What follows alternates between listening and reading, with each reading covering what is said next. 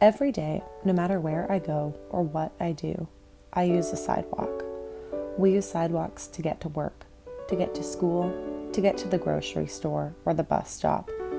We wait for the bus on the sidewalk, run into our neighbors and chat on the sidewalk, go on a run, push a stroller, walk the dog. We sit on a bench and people watch, pause, and window shop.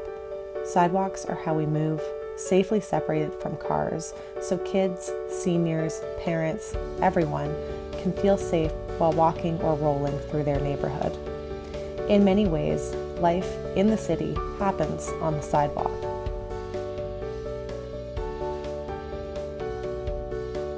But here in Vancouver, we have a problem.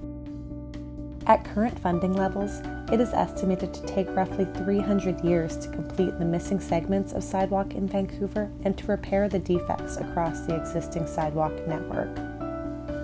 300 years. 300 years where Vancouverites will continue to trip on the sidewalk. Where people in wheelchairs will have to plan their routes to make sure that each intersection they cross has a curb ramp. Where parents and caregivers will have to lift up the stroller to make up for the missing curb ramps at intersections, where cracks and defects in the sidewalk will damage people's wheelchairs and cause people to trip. Sidewalks are a vital component to a healthy, walkable city. The built environment impacts people's walking habits.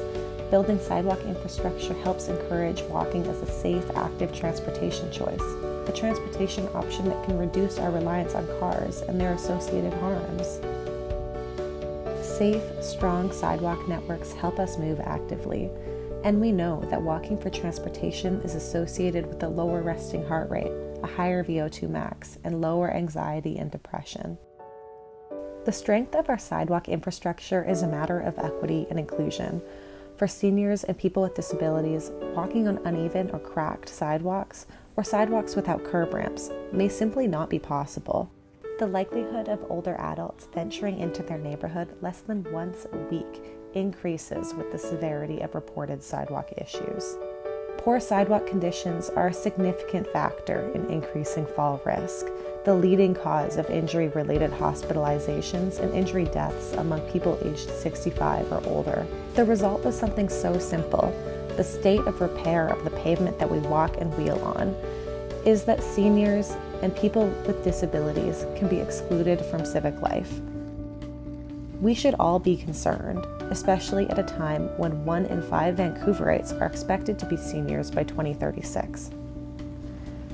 In Vancouver, we know that we want a walkable city that facilitates active transportation and is age inclusive.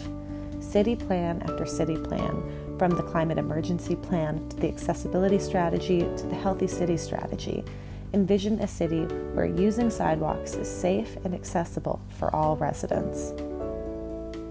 It is possible for Vancouver to be that walkable, safe city that encourages active transport that we so often envision. But Vancouver needs to walk the talk. 300 years is too long to wait for infrastructure that includes everyone.